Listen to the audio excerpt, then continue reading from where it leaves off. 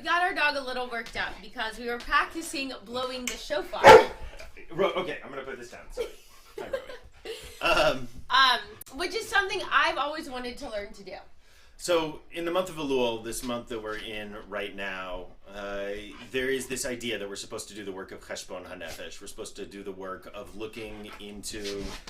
the dogs are like fighting around down here. Okay, dogs, enough. Okay, I'll put him out of here. There's this thought that we are supposed to spend this time looking at the distance between the people we have been and the people we are called to become. Right, it's pretty easy, I think, to look at ourselves and our sometimes it's ourselves, sometimes it's our tribes, right, whether that's our Jewish tribe or our political tribe or whatever it is, and not see the faults. Right, it's much easier to see the faults in everyone else, and certainly in the other political side.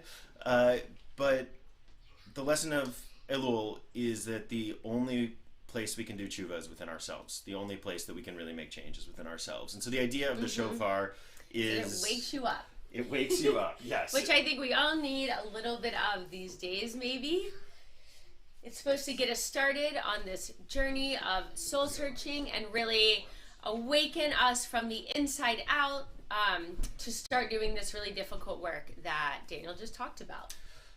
So with all that being said, what we're actually going to do today is Karen has never learned how to blow shofar. I have a shofar. I've always wanted to learn to blow shofar. My kids can blow shofar. So we figured that other people might also want to learn how to blow shofar. So we're going to do today, tomorrow, maybe next week, we'll see. Mini shofar lessons. Shofar lessons and how to blow shofar. Okay. Let's go ahead and look at this. If you have a shofar at home, go grab it. And you can wake up everyone else who's around you. And they all look different. So yes. Ours is this curly kind. I always forget what kind of animal this is. I don't know. Yeah. The curly kind. The curly kind. It's not the ibex. The ibex is the long black one. That's cool. But some of them are shorter, some are wider. There's the classic ram's horn one, right? Yeah, yep. They all look different. But the whole idea is that it is something that comes from the natural world. It is literally a horn of an animal, right? This is as ancient of an instrument as exists. That's why the dogs go so crazy. That's why the dogs go crazy. Yeah, they really go crazy. Because the smell also. If yeah. you've never smelled a shofar, you can, when you blow it, you can really tell that it came from a live animal. Yeah, and we don't mean that in a good way, actually. No, yeah. No, it's really gross smelling.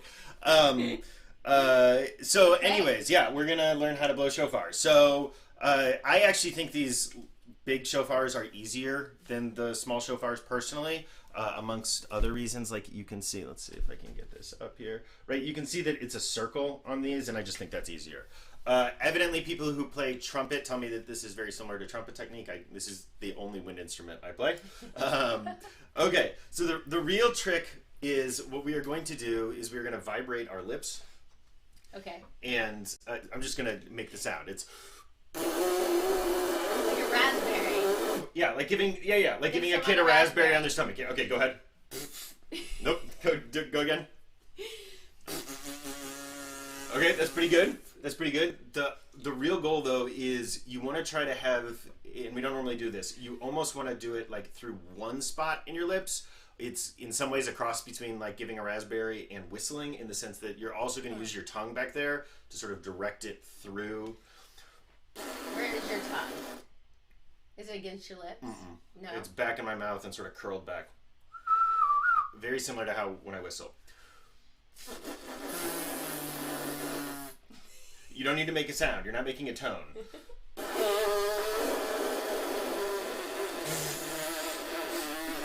Okay. Just give me the So, no, yeah. So, okay, so we're going to do this, and I'm going to put this up against mine, and you'll hear it, right? I'm just going to go... Don't show off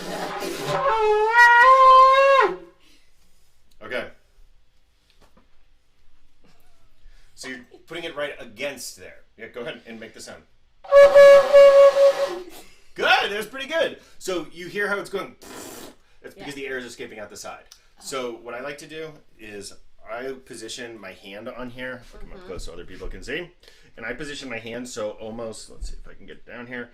So like this top part of my finger pushes against my lip a little bit and just, I don't know, it helps to direct it.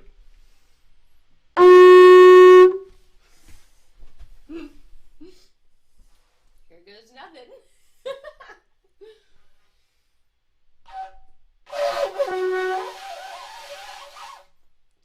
be continued next time. So everybody should practice blowing the shofar. You're calling that the end of lesson 1? Is that what's happening here? I'm calling the rest of the end practice is going to happen when we're not live streaming? No, we'll all practice and then we'll gather again tomorrow. Try again. Okay, so we're going to do the 3 traditional shofar calls. I'll call them. Okay. So I'm going to turn down the volume over here so it doesn't blow out your speakers. So Karen, just be loud. And the dogs are probably going to go crazy. Where's Rowie? I don't know. We only have one dog, but the dogs are probably going to go crazy, so just know that. Okay. Tekiah. Trua. Shavarim. Trua. Come here, Rowie. Come here. Come here. Here. Yeah. Come here.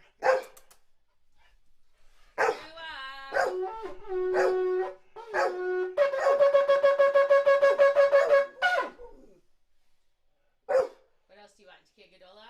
Tekiah Gedola!